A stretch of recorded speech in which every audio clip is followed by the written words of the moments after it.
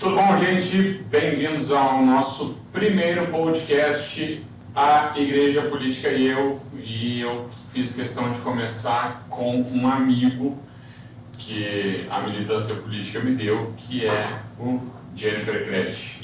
Jennifer, obrigado por atender o chamado aí, meu velho, obrigado por tudo, uma honra te receber aqui. Jennifer é presidente da Frente Conservadora de Goiânia, é pastor, reverendo, e eu vou deixar de complementar o currículo porque não é pequeno, não. Antes de mais nada, quero dizer que para mim é uma imensa satisfação, Jefferson, poder estar aqui participando desse programa, participando desse bate-papo, de forma assim, bem amistosa. Me sinto em casa, apesar de ser a primeira vez. Sabe quando você chega no ambiente, já percebe um espírito totalmente diferente, uma harmonia, um ambiente muito agradável, muito aprazível. Bem, a minha história é bem curta, exagero dele, vocês sabem que ele é muito generoso. Eu sou oficial da reserva do Exército.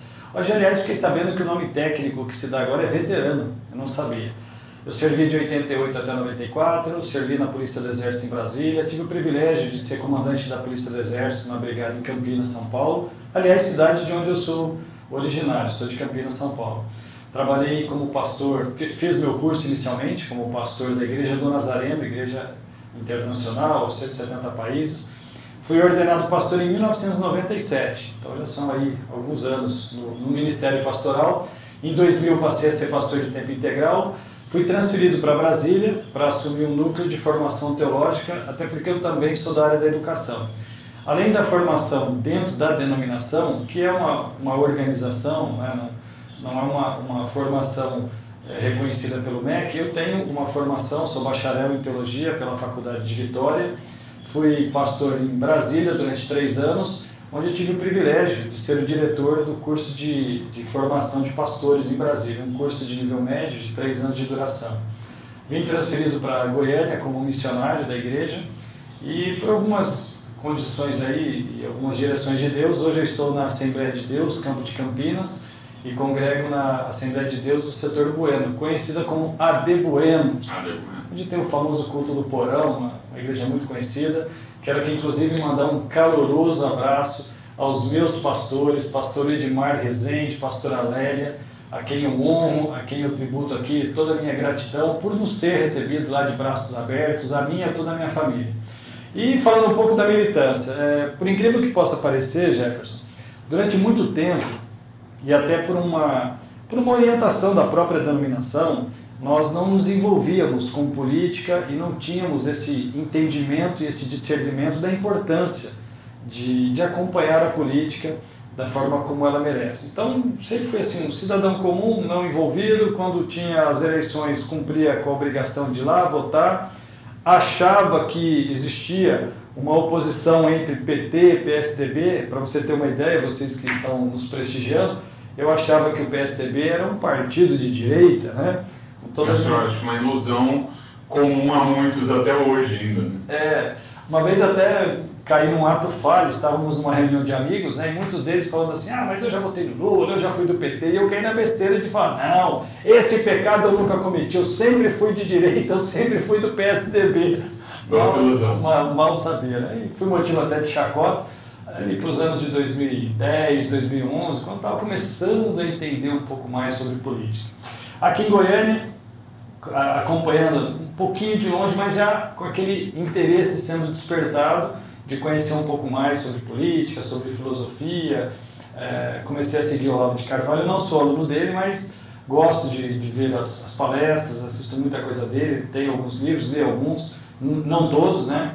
Mas eu gosto do Olavo. Enfim, aí comecei a ter despertar aquele interesse. Para os anos ali 2013, 2014, né, começaram a surgir os grandes movimentos de rua, MBL, Vem Pra Rua, nas ruas, e eu comecei a me envolver com o movimento Vem Pra Rua aqui de Goiás. Como um cidadão comum, atrás de caminhão, vendo o pessoal lá fazendo discurso, vi muitas coisas sendo faladas ali, eu falei, não é possível que esses caras estão falando tanta besteira desse jeito, né?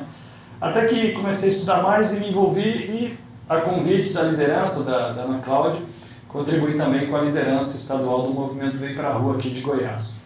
Mas sempre com aquela visão de promover uma integração entre os movimentos de direita. Aqui em Goiânia são vários, né?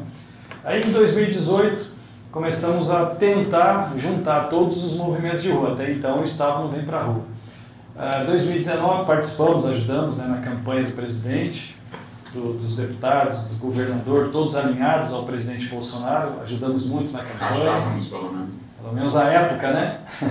Enfim, 2019, aquele problema com o Sérgio Moro, então eu entendi que não dava para continuar no movimento de rua que promovia a pessoa do Sérgio Moro. Então, me desliguei do movimento Vem para a Rua e passei então a fomentar com muito mais vontade o que hoje nós temos como Frente Conservadora de Goiás. Em 2018 foi um projeto embrionário, foi um insight que inclusive o vereador à época, nosso querido amigo Osés Varão, de juntar os movimentos de direita para nós termos força. Porque aí foi quando realmente caiu a ficha, Jefferson, porque nós fazíamos as manifestações nos finais de semana, mobilizávamos pessoas, dinheiro, carro de som, enfim, e chegava na segunda-feira, cada um ia seguir a sua vida, seu trabalho, família, e a Câmara de Vereadores, prefeitos, governadores, deputados, tomando as decisões que muitas vezes eram contrárias nossas, à maioria da população. Foi aí que nós entendemos, peraí, nós precisamos assumir o protagonismo político, porque aqueles que, entre aspas, estão nos representando, a bem da verdade, não estão nos representando. Então foi aí que tivemos esse entendimento e começamos a Frente Conservadora, e surgiu verdadeiramente no ano de 2020, como Frente Conservadora de Goiânia, quando lançamos um candidato a prefeito, Gustavo Gar, e alguns candidatos a vereador, e a Frente Conservadora naquela época conseguiu eleger a Gabriela Rodarte, que lamentavelmente não faz mais parte do nosso grupo. Enfim, então entendemos a importância. E hoje nós temos a Frente Conservadora já em Cidade de Goiás, estou recebendo agora uma comitiva de Brasília para abrirmos a extensão em Brasília, já temos aqui em Aparecida de Goiânia, Rio Verde também, Novo Gama, enfim, a Frente Conservadora tem crescido. Se ramificado. Inclusive para outros estados. Temos uma pessoa do Triângulo Mineiro de Uberlândia, que já entrou em contato conosco, conheceu o nosso projeto, ela foi inclusive candidata a vereadora, não foi bem sucedida, mas viu o nosso projeto, entendeu e quer levar a Frente Conservadora agora já para outros estados, né? Então é gratificante. Uma pergunta que eu te faço é o seguinte, a proposta da Igreja Política e Eu é a desconstrução do mito, né, de que igreja e política são coisas antagônicas, né? Eu acho que são obrigações, na verdade, do cristão, né, as duas coisas, né? Como é que tu vê isso? E como é que tu, por exemplo, tu citou agora há pouco que até bem recentemente a denominação a qual tu estava ligado tinha uma certa aversão às questões políticas. Ainda é um mito a ser quebrado ou tu acha que isso já está resolvido em 100%? Não está resolvido não. Aliás, quero parabenizá-lo por essa iniciativa. É um assunto extremamente importante, pertinente, tempestivo. Nós precisamos, como você bem disse, desmistificar. Durante muito tempo, como eu disse, reitero aqui, nós tínhamos essa ideia de que a igreja não se envolve com política, né? Que os membros da igreja, o máximo que podem fazer é votar e acabou. Não pode ter esse envolvimento, né? Usar o termo comum aqui, a militância, né? O termo mais conhecido. E durante muito tempo eu tinha essa ideia. Claro que hoje, né, diante de tudo que eu passei, das experiências, hoje eu entendo a importância e aqui a gente tem que deixar bem claro, né? Nós não queremos transformar a igreja em partido político, não é isso. Não, é palanque, né? Transformar os púlpitos em palanques, não é nada disso. Mas o cristão ele tem que ter essa consciência política, as lideranças têm que ter esse entendimento da importância desse assunto, das pautas que são travadas, que são deliberadas aí ao longo do dia a dia. Eu penso que é importantíssimo. E como você bem disse, eu acho que nós temos sim um papel importante nesse processo de desmistificação, de levar as pessoas a essa consciência política. Tem uma frase que eu tenho usado bastante, Jennifer, que até ela está aqui, ó. Eu acredito que é o papel nosso como igreja, sabe? Eu digo assim, ó, eu não milito para impor as minhas ideias, mas para defender o direito de viver de acordo com elas. Porque se a igreja não fizer isso e não fizer isso logo, as outras militâncias vão nos engolir, né? Então eu acho que é um papel, a igreja precisa despertar para que isso aconteça, ou senão as ideologias das mais diversas minorias, elas vão acabar por serem muito organizadas, e isso é um mérito deles, né? Vão acabar nos engolindo, e nós vamos ter que viver de acordo com o que essas minorias nos impuserem por trabalhar de maneira organizada. Eu não sei se tu concorda ou não, mas eu acho o seguinte: um papel que nós temos que fazer é o da formação de personalidades políticas que representem aquilo que a gente defende.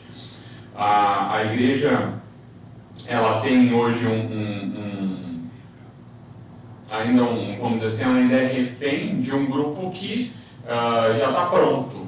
Mas eu acho que a igreja ela tem que exercer um papel de formação política, né? Não sei se tu concorda com isso. Um grupo só, na minha opinião, talvez nem esteja tão pronto, né?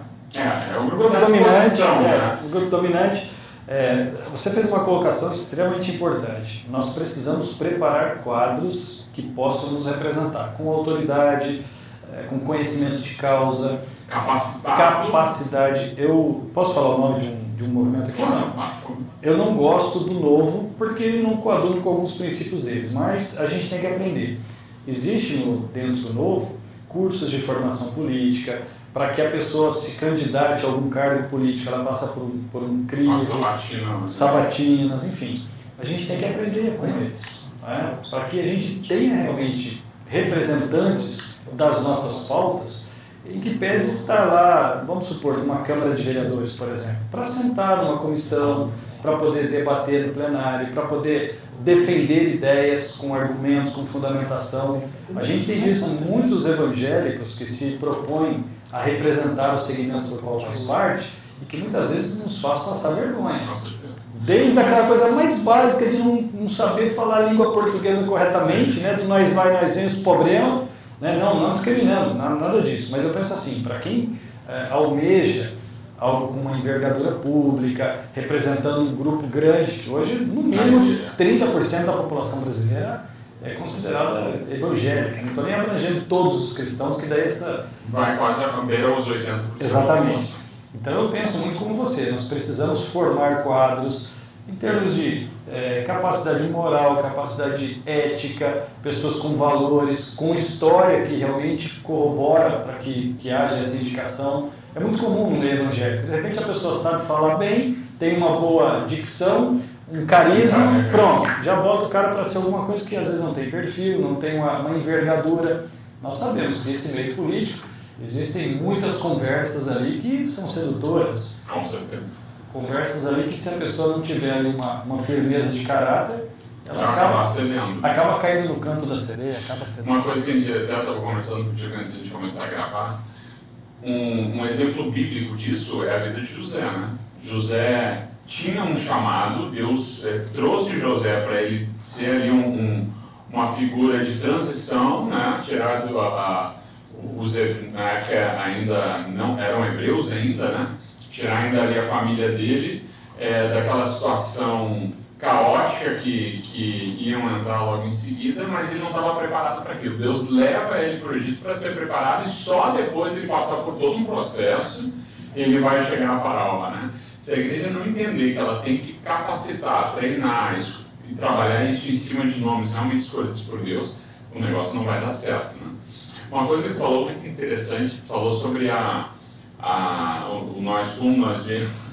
E como falou, não é uma questão de preconceito, é uma questão de nós entendermos que nós temos que ter representantes que entendam aquilo dentro do que eles vão operar. Esses dias eu vi um vídeo de uma vereadora de uma cidade, não me lembro qual exatamente, mas que o repórter pergunta para ela assim: mas vereadora, a senhora votou a favor disso? Não, eu sou completamente contra isso e tal, blá, blá, blá. E aí depois diz: não, está aqui o seu voto. E aí ela diz assim: não, mas eu não sabia que era sobre isso que eu estava votando. Isso mostra o despreparo de uma série de pessoas que estão sendo eleitas. Se nós entendemos que as pessoas têm que estar capacitadas para ocupar esses cargos, nós vamos ter aí um nível de aprovação de projetos que até essas próprias pessoas não concordam, né? Eu voltei a estudar, não sei se eu comentei com você, estou terminando meu curso de pedagogia. E quando a gente volta, e agora, né, muito mais maduro, tem 51 anos de idade. As salas ainda estamos trabalhando com a questão do EAD, mas existem aqueles fóruns, né, aqueles chats, e a gente percebe desculpa o termo que eu vou usar aqui, com todo respeito, né, o emburrecimento dessa geração. A gente sabe que tem todo o histórico, Paulo Freire, todo esse movimento que a esquerda... desconstrução da educação. Perfeito. A questão do analfabetismo funcional, que a pessoa lê um texto e não sabe interpretar o que lê. Então nós temos essa preocupação. Porque, por exemplo, como você bem colocou, uma vereadora vai trabalhar na construção de leis, ela não consegue interpretar um projeto de lei, vai lá e vota achando que está votando numa coisa e está votando em outra. Não temos preconceito. O que me chama a atenção também foi uma vez um debate que o doutor falecido, saudoso doutor Enéas, em que ele estava fazendo a defesa dele em relação à questão do Lula ser um semi-analfabeto, né, para assumir uma função tão importante quanto a de presidência da República. E os jornalistas ali, já naquela época, já militantes ali da esquerda, tentando pegá-lo no contrapé, você é preconceituoso? Não, eu não tenho preconceito, ao contrário. Eu tenho um conceito muito bem fundamentado. E a genialidade dele, ele formado em vários cursos. Eu tenho uma frase sobre Enéas que me marcou muito, que eu achei tão genial quanto ele. Enéas foi o melhor presidente que o Brasil não teve. Verdade. E quem perdeu foi o Brasil. Foi o Brasil. Mas vamos falar a verdade, naquela época nós não estávamos preparados para o gênio. Quando um amigo meu me falou que ia votar na Enéas, eu ri, cara. É louco, né? Hoje eu digo que... Loucos eram nós, né? É verdade. Enfim, então voltando a essa questão, eu penso e acredito muito nessa necessidade de se preparar quadros que tenham essa condição de sentar, de discutir. Hoje pela manhã eu estava fazendo um programa ao vivo na rádio. E eu estava entre 3 defensores da esquerda. Né? E aí você percebe, primeiro, as fontes de informação. Quer dizer, o jornalista só buscando informação em jornais que, historicamente, são jornais, aliás, partidários. Militantes. Até falei, meu irmão, como jornalista, vou te dar até uma em off, claro. Até te dou uma sugestão, pelo menos leia o contraponto, até para você saber o que o outro lado está falando. Eu faço isso. Eu leio, eu tenho todas as minhas fontes de consultas fidedignas, mas eu vou lá, dou uma olhadinha nos da esquerda, até para ver o contraponto. Então, faça isso. Quer dizer, a gente vê essa esquerdização desde a escola, ensino fundamental, médio, porque antigamente era só na academia, só na universidade. E era também só na área de humanas. Hoje a gente vê direito. Minha filha está formando agora em arquitetura. Um dia eu estou ouvindo ela tendo aula lá de arquitetura, está formando agora, está entregando o TCC agora, no final do mês. Professora de arquitetura trazendo pautas esquerdistas no curso de arquitetura, eu não acreditei. Quer dizer, então a gente sofre com isso. Mas voltando ao que você colocou, né, a questão de José. Imagine se José tivesse assumido a função que ele assumiu quando ainda estava naquela condição de filho mimado, né, o fofoqueiro que levava os problemas dos irmãos, arrogante, eu sou melhor. Né? Quer dizer, eu penso que o Egito não teria chegado onde chegou se tivesse a inexperiência. Talvez ele até tivesse... Porque eu penso assim, José foi preparado e foi testado, né? Ele talvez teria sucumbido a algumas das tentações que apareceram para ele, né? Ou seria a da mulher de Potifar, ou seria alguma outra, né? Ele teria sucumbido. Então, o preparo que ele passou e os testes pelos quais ele passou fizeram ele estar pronto para assumir aquele cargo, né? E eu acho que esse é o papel que a igreja deve fazer também. Coloca o cara como um conselheiro tutelar, valida o cara ali, coloca ele como uma liderança de bairro, valida o cara ali, depois leva ele para uma vereança e tal, porque, tem igreja que tira o cara do banco e quer colocar o cara prefeito da cidade, entendeu? É utópico, né? Não tem como isso dar certo, é uma matemática que não fecha. Né? A palavra do Senhor é muito clara isso, né, em relação a isso, né? Que nós não devemos colocar neófitos para estarem à frente de liderança. E Paulo fala aqui também que nós temos que comer porque existe um processo até de maturação do paladar. Sim, né? Exatamente. Então, eu penso da mesma forma. Nós temos que experimentar a pessoa, alguns ajustes que precisam ser feitos. Para isso que existe um tempo de maturação. Para que essa pessoa que tem perfil, que tem um potencial a ser trabalhado, ao longo de um tempo, possa fazê-lo. para que quando ele estiver apto a assumir alguma função, a gente tenha certeza que estamos bem representados. Por isso que eu digo, o histórico de vida fala muito. A gente vê pessoas assim que da noite para o dia mudaram completamente a sua forma de pensar. Eu costumo ficar com o pé atrás. E até as próprias experiências com o presidente. Né? Bolsonaro teve tantas tristezas, tantas frustrações com pessoas que usavam camisas, né? Bolsonaro, não sei o que, Bolsonaro, não sei o que, não sei quem, né? E depois a gente tem essas surpresas. Por quê? Porque não se deu o tempo necessário de maturação. Né? Falando um pouquinho tu falou, entrou no ambiente federal, a gente está passando agora, nessas semanas aí, por um circo, né? Eu acho que a gente tem assistido um circo e que em alguns episódios é um circo de horror, inclusive, né? Não, porque assim, quando não é um circo de piadas de mau gosto, é um circo que visa, não tem outro objetivo senão a desconstrução da reputação de uma série de pessoas que a gente entende que, pelo menos a linha conservadora, a linha de direita, entende que são pessoas que têm militado a favor do Brasil, a favor dos brasileiros, e essa CPI, né?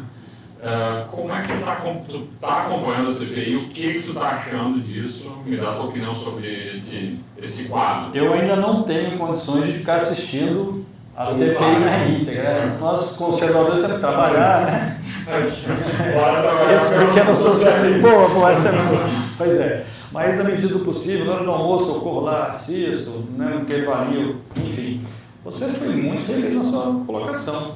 Ou são piadas de mau gosto, ou aquilo que a gente tem visto lá. Podemos dar exemplo, né? Vamos falar o que aconteceu com a doutora Elise Yamaguchi. Um absurdo. Eu até fiz um vídeo, né? Coloquei nas redes sociais, rechaçando aquilo que aconteceu com ela. Um absurdo. Desrespeito para com uma profissional de mais de 40 anos, reconhecida nacional e internacionalmente. Um desrespeito para com uma mulher que estava ali. Quer dizer, houve todo tipo de desrespeito de todos os aspectos possíveis. Eu não sei se tu viu. Eu, pelo menos, não vi feminista nenhuma defendendo ela. Vamos ser honestos. Isso eu estava no momento vendo. A senadora Leila, ex-jogadora de vôlei da seleção brasileira, ela saiu do gabinete dela, foi para o plenário e ela pediu a palavra e disse, olha como é que ela começou o discurso dela. Todos vocês sabem de que lado eu estou. Quer dizer, porque todos nós sabemos que ela tem um alinhamento mais à esquerda, né? Diferentemente da Ana Paula Henkel, que foi contemporânea com ela do vôlei, que é totalmente conservadora agora nos Estados Unidos. Mas ela entrou no plenário para defender a doutora Elise. Falou, olha, o que vocês estão fazendo aqui é um absurdo, vocês não deixam ela responder, vocês estão sendo grosseiros. Quer dizer, para uma esquerdista ter se incomodado, é porque a coisa passou do limite e muito. Mas porque eu vejo ela como uma esquerdista, mas eu não vejo ela como uma feminista, né? Eu não vi os movimentos feministas posicionarem a favor. Não sei se você viu, a atriz Juliana Paz saiu em defesa também. E você viu a reportagem dela hoje, que ela falou que ela sofreu agressão? Não, tá? Eu não vi. Ela sofreu agressão por ter defendido a doutora Elise Yamaguchi. Olha que absurdo que nós chegamos. Mas é o fogo amigo, né, cara? Porque a esquerda ela não está... É o seguinte, não importa quem diga, importa o que... Ou melhor, não importa o que tu diga, mas quem diga, né? E se o teu discurso às vezes não está muito alinhado ali com a patotinha, né? Você vai para o paredão mesmo. Bom, tanto é que se tu pegar a classe artística, ela é toda muito fechada dentro desse nicho, né? Quando tu vê um ou outro destaque, os caras são... E fazendo uma comparação, me fugiu o nome aqui, que foi no dia seguinte, como é que é o nome da outra médica que foi lá? Bom, enfim, um tratamento respeitoso, um tratamento formal, sabe? Elevando até a capacidade dela, que não se compara, né? Em termos profissionais não se compara, enfim. Quer dizer, um tratamento totalmente diferenciado, um respeito nas perguntas, quer dizer, a gente viu claramente ali, como você bem colocou, né? Um fuzilamento, aquela famosa frase, você não concorda com a mensagem, mata o mensageiro. Foi o que fizeram com a doutora Elise. Tem um assunto de fato assim, que ficou assim claro, em que o médico, né, Dr. Otto, que aliás, acho que a última vez que ele fez algum atendimento médico foi em 1980, se não me engano, porque depois disso ele virou político. Ele fez uma pergunta, ela respondeu 2 vezes, fizeram até uma vinhetinha, né, ela respondendo ali, e aí você não sabe, quer dizer, um desrespeito para... Até o próprio colega de trabalho. Pois é, não sei se você viu o vídeo do presidente do Conselho Federal de Medicina. E a declaração dele. A própria Associação de Médicos de Goiânia já emitiu uma nota, Médicos pela Vida, que tem mais de 10.500 médicos, também já fizeram nota. Quer dizer, olha que interessante. Hoje em dia no Brasil, médicos, enfermeiros, fisioterapeutas, eu tenho uma irmã que é fisioterapeuta e ela tem especialização em UTI respiratória, ela trabalha exatamente com isso. E agora com a Covid ela trabalhava 20 horas por dia e ela é funcionária servidora pública do governo de Brasília, GDF. Quer dizer, médicos, fisioterapeutas, enfermeiros não entendem mais nada sobre saúde. Quem entende de saúde são senadores que não são da área da medicina, né? São jornalistas, aliás, não tem ninguém mais especialista na medicina do que os jornalistas, que eles sabem tudo. Hoje mesmo na rádio lá, eu tive até que ser um pouco mais agressivo com o meu debatedor. Eu falei, cara, você não é, até apelei, você não é médico, você não é cientista, você entende mais do que a doutora Nise. Ela é uma mentirosa. Olha que absurdo. Mas é a desconstrução, é o que eu falei, é o objetivo da desconstrução. O cara não... A moral construída durante toda uma história profissional, pouco importa. O que vale é o que eu acho, pronto, acabou. Se tu tá me ferindo... Minha opinião. Aí ele foi até meio sarcástico. Não, então você vai vir no próximo programa para falar para mim qual é a diferença de vírus para protozoário. Eu não vou falar porque eu não sou médico. Assim como você também não é. Sabe aquelas brincadeirinhas bobas, sabe, querer colocar você na cozinha, né? Aquela coisa idiota. Você falou de vírus e tal, a gente entrou no assunto da CPI. Tem um site que a Frente Conservadora lançou que fala sobre tratamento precoce. Perfeito. Qual é o endereço do site? Vou deixar para a galera antes de a gente falar sobre isso. Pessoal, www.tratamentopreventivo.com.br. Nós criamos esse site, colocamos para ele para funcionar finalzinho de fevereiro, ou seja, pouco tempo, né? Alguns meses. Já temos mais de 90 milhões de visualizações e acessos.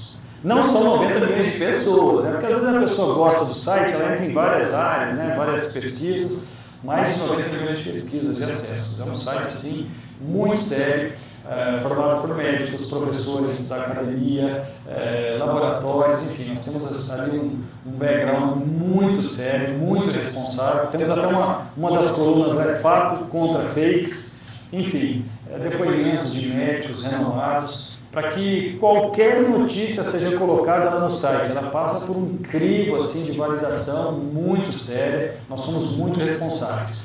E o objetivo do site, é claro, nós não somos um site para ficar fazendo receita, declarando que a pessoa tem ou não toma, mas é um site informativo que leva muito conhecimento, muita informação. Se você ainda não acessou, fica aqui o convite, tratamentopreventivo.com.br. Pessoal, visita lá, porque é bem interessante, tem muito conteúdo esclarecedor. Eu tenho desses 90 milhões. Pelo menos as 1.000 visitas são minhas. Ainda nesse assunto, há 2 semanas atrás, a Frente Conservadora, através da nossa organização de eventos, na pessoa da Malbi Reis, a quem eu quero mandar um abraço, Malbi Reis, Fernando Theo Almeida, Coronel Jair Mafra, Joel, enfim, nós temos uma equipe que organizou o primeiro fórum independente falando sobre tratamento preventivo, tratamento precoce, que aliás agora a gente está alterando o nome para um nome mais adequado, né? Agora não se fala mais tratamento preventivo, é tratamento adequado. Não sei se você sabia disso. Enfim, nós realizamos um fórum. E o interessante desse fórum é que nós convidamos vários prefeitos, secretários municipais de saúde que são totalmente contra o tratamento adequado, o tratamento que nós chamávamos, né, de preventivo. Enfim, para quê? Para que essas autoridades públicas pudessem tomar conhecimento do que realmente é o tratamento. E fez parte do nosso seminário doutora Raíssa, que é atual secretária municipal de saúde de Porto Seguro, doutora Roberta Lacerda, um ícone da medicina, das redes sociais, doutor Alessandro Loyola participou conosco, enfim, pessoas de peso, autoridades da medicina. Tivemos muitos, o prefeito de Chapecó participou conosco, juntamente com a equipe dele, trazendo experiências. É como eu disse lá para um dos debatedores hoje lá na rádio. Se você, pergunta para ele, o que você acha de colar o coração de um paciente com super bonder?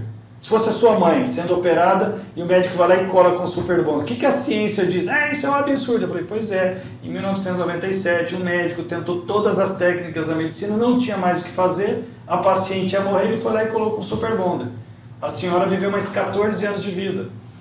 Quer dizer, então olha só, vocês falam do que não sabem. Então a importância desse fórum, levar conhecimento. Só que em Goiânia, eu conheço pessoalmente, até porque participei de uma audiência pública defendendo o tratamento preventivo na Câmara de Vereadores, médicos que trataram, um médico, só ele, tratou de mais de 1.500 pacientes, nenhum foi a óbito. Quer dizer, mas a ciência, ele falou assim, aí um para dar uma cutucadinha, falou, um amigo meu fez uso do tratamento preventivo e morreu. O que você tem a me dizer sobre isso? Falei, já tem indícios de que pessoas foram vacinadas e também morreram. Quer dizer, então que nós vamos falar que a vacina não funciona? Seria muito leviano da nossa parte, né, por conta de casos pontuais, né? Mas é a politização da saúde. Lasque-se o povo. Olha o absurdo, Jefferson, você que nos assiste. Ele falou assim, não, há um interesse dos laboratórios que produzem, pode falar o nome? HQ, aqueles que você já conhece lá, Hidrox, enfim. Falei, meu irmão, qual é o preço de um em relação ao preço da vacina? Quanto custa uma vacina e quanto que custa esses comprimidinhos que era vendido a R$8? É totalmente desproporcional. Quer dizer, o cara usa um argumento, que o argumento é o financeiro. Primeiro caiu por terra a questão, né, da ciência, né? Enfim. Aí depois entra pela questão financeira. Não, porque existe o lobby dos laboratórios. Mas, poxa vida, o lobby das produtoras de vacina então é muito mais forte, porque é muito mais caro. Com certeza. Não é? Quer dizer, então as narrativas vão caindo por terra quando você apresenta o contraponto da verdade. A verdade, ela se sustenta. Exatamente. Não precisa defender muito a verdade, né? Bom, uma coisa que a gente tem visto aqui nas últimas semanas também inclusive a Frente Conservadora levou dois ou três ônibus daqui de Goiânia para dois ônibus. A última vez foi só dois. São os movimentos as movimentações para o governo. Nós tivemos motocariata, nós tivemos motociata, né? Motociata, nós tivemos motocariata, nós tivemos carreata, nós tivemos o evento do dia 1º de maio, do dia 15, né? Do dia 15 também. Brasília. Nós já aqui no dia 1º nós estivemos juntos aqui. Sim. Hoje eu colaboro um pouco com o Jennifer na Frente Conservadora. Também estou ligado ao movimento Acorda Senado e ao movimento conservador cristão. O Jennifer também, além da Frente Conservadora, apoia outros movimentos, está nos grupos aí, o B38 e tudo mais. Tu acha que a nação está se despertando para um novo momento que a gente está vendo? Tu acha que, por exemplo, eu li uma matéria essa semana que o Lula decidiu fazer uma peregrinação via Nordeste porque ele viu o crescimento do Bolsonaro na região.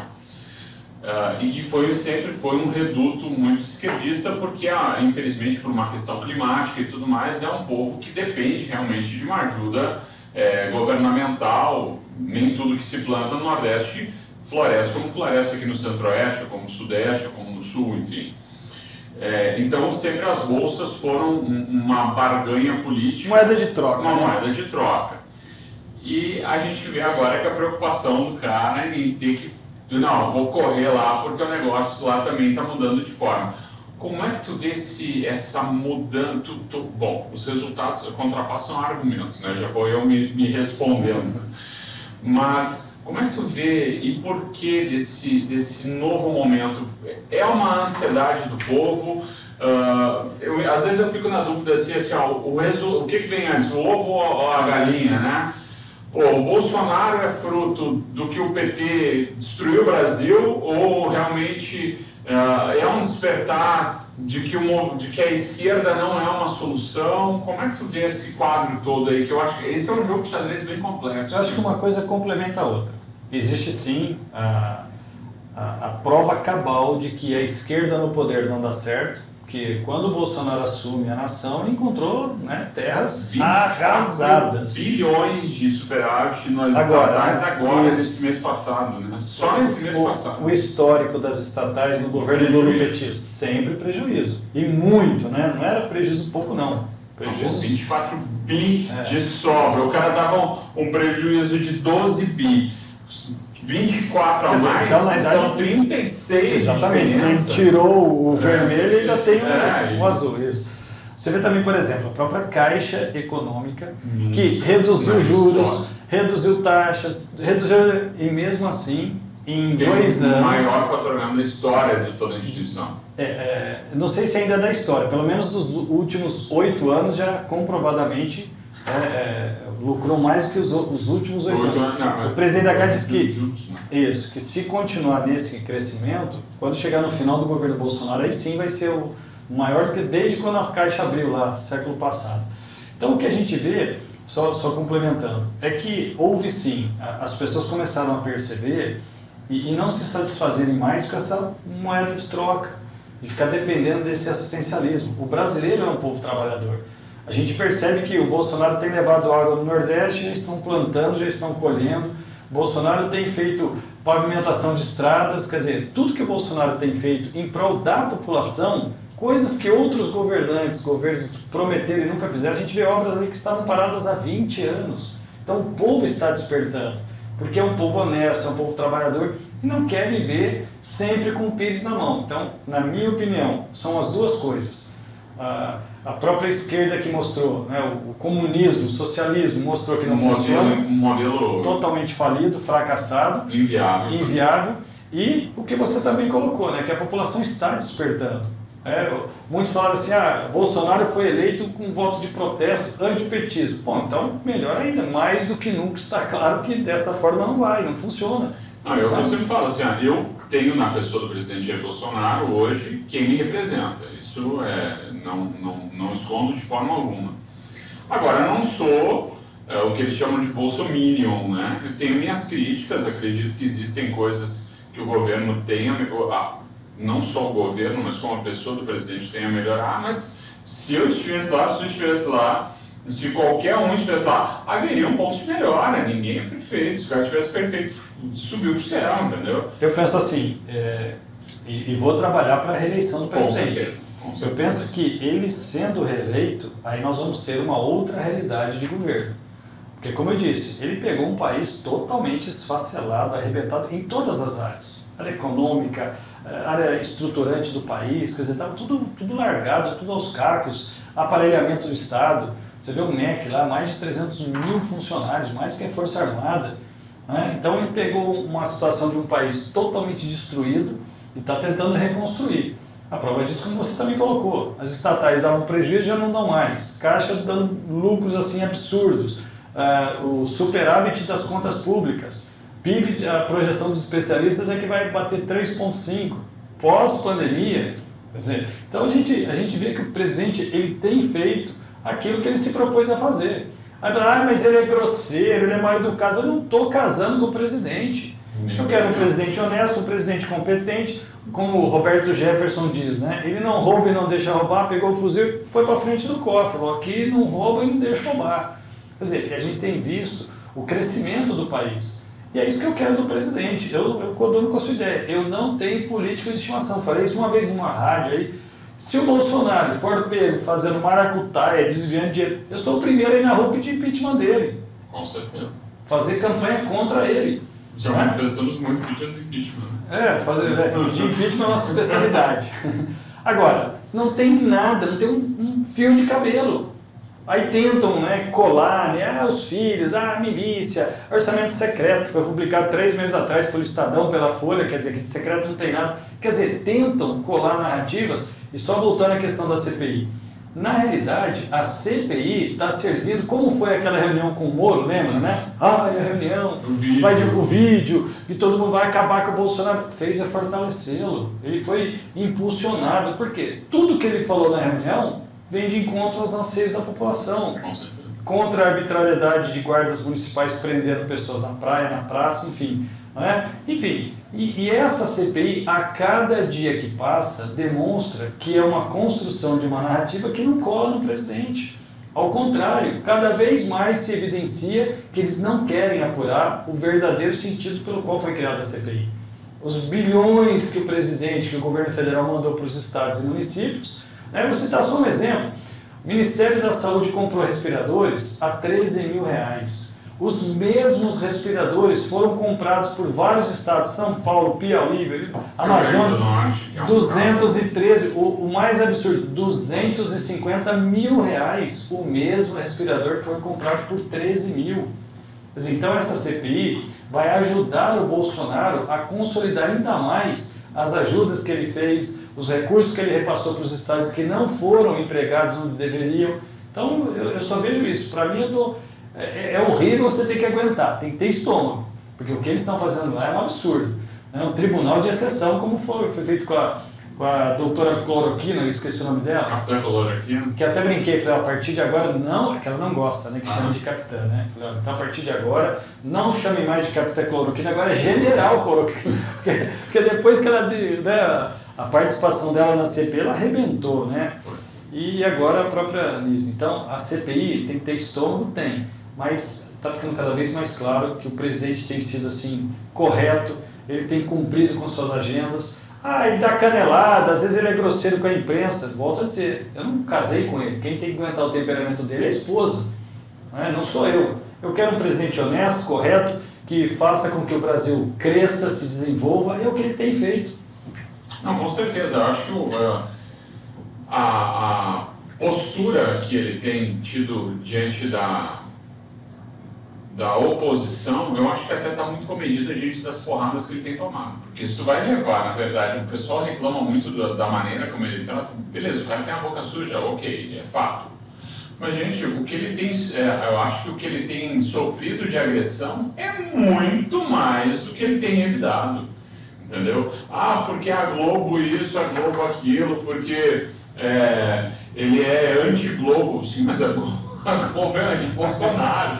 Então eu vou fazer carinho em quem me dá soco na cara. Em cima disso, criaram uma falácia dizendo que o mentor intelectual do Bolsonaro é o professor Olavo de Carvalho. E ele já desmentiu, enfim.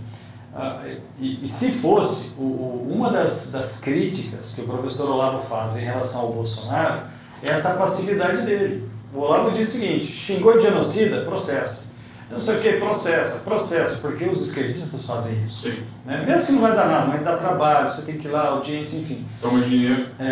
Então, o Bolsonaro, ele é até assim, democrático demais em relação ao que fazem com ele. Nós vimos aí o fiasco das manifestações da esquerda, né? Mas você viu lá, pessoas chutando a cabeça dele, pessoas cantando morte ao Bolsonaro, quer dizer, o ódio do bem, como foi muito bem colocado.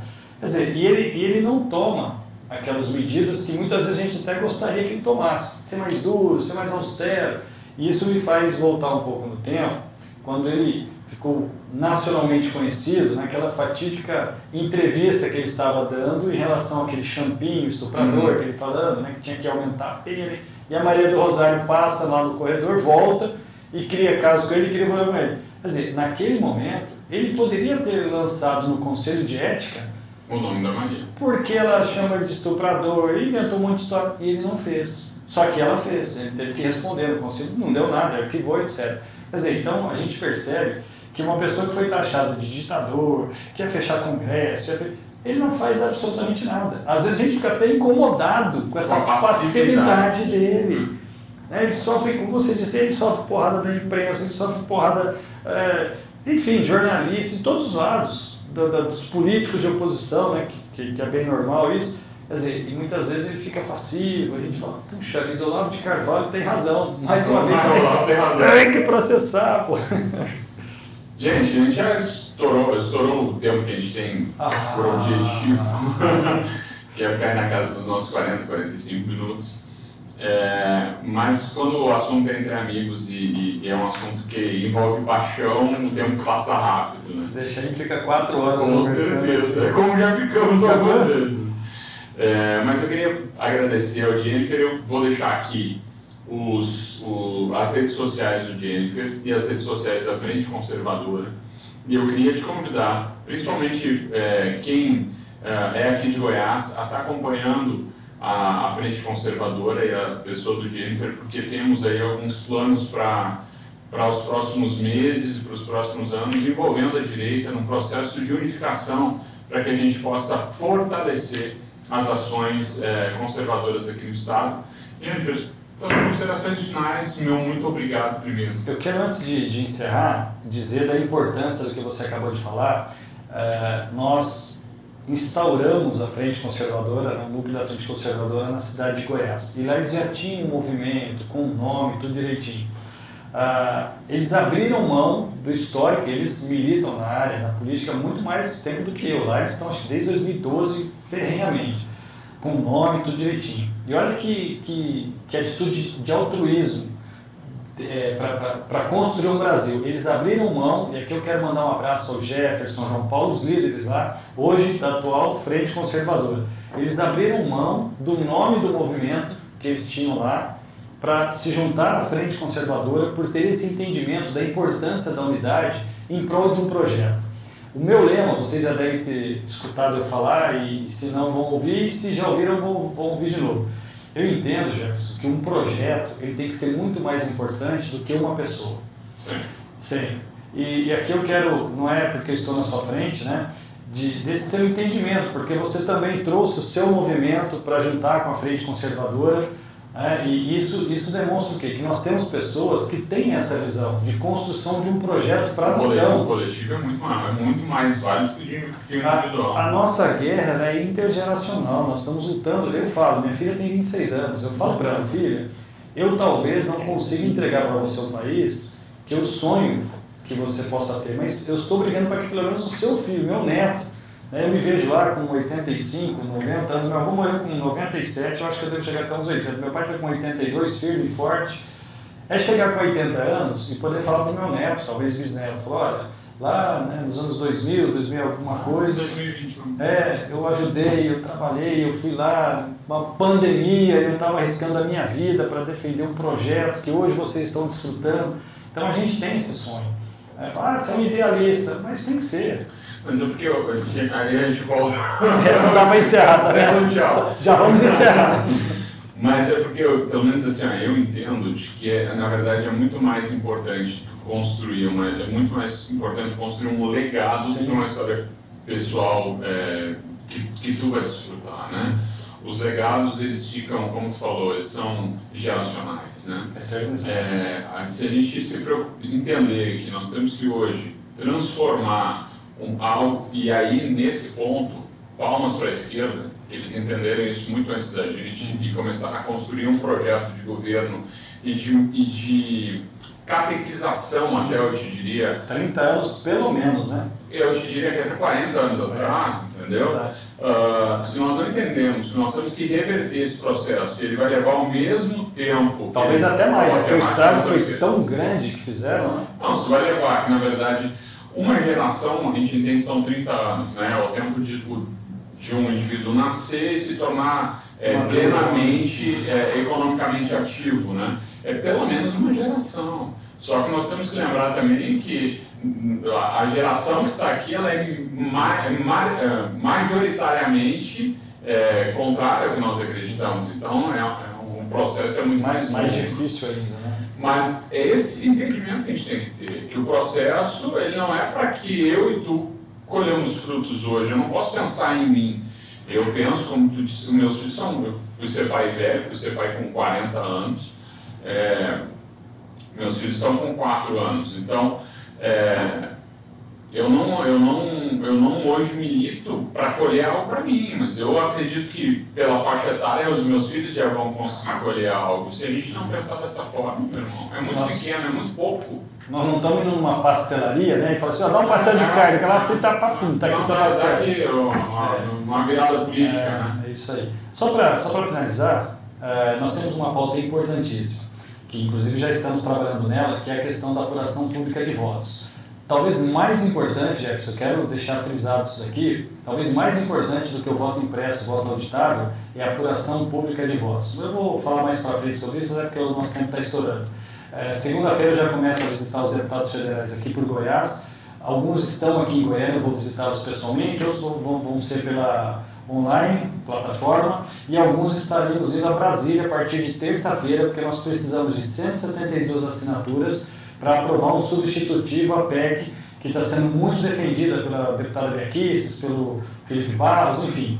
A Bia Kicis já tomou conhecimento disso. Na última sessão da CCJ, ela já tocou nesse assunto da apuração pública de votos. Há um procurador que trabalha com essa questão há mais de 5 anos, o Dr. Felipe Gimenez, com quem nós temos tido contato, reuniões, lives, enfim. Então, fiquem atentos a essa questão que é importantíssima, talvez não, é mais importante do que o voto auditável, o voto impresso. É a apuração pública dos votos. Mais para frente vocês vão tomar conhecimento do que se trata, mas já fiquem atentos a essa pauta que é importantíssima. Pessoal da Guarda Senado, a gente está logo levando isso para vocês também, para que a gente possa estar agindo a favor dessa mobilização aí também. Jennifer. Valeu, meu irmão. Obrigado. Que honra, que prazer. Deus te abençoe, que todos os teus planos sejam abençoados por Ele, sempre alicerçados nele. Amém. Gente, logo a gente volta aí com outro convidado para estar falando mais sobre a igreja, a política e eu. Um abraço, até mais.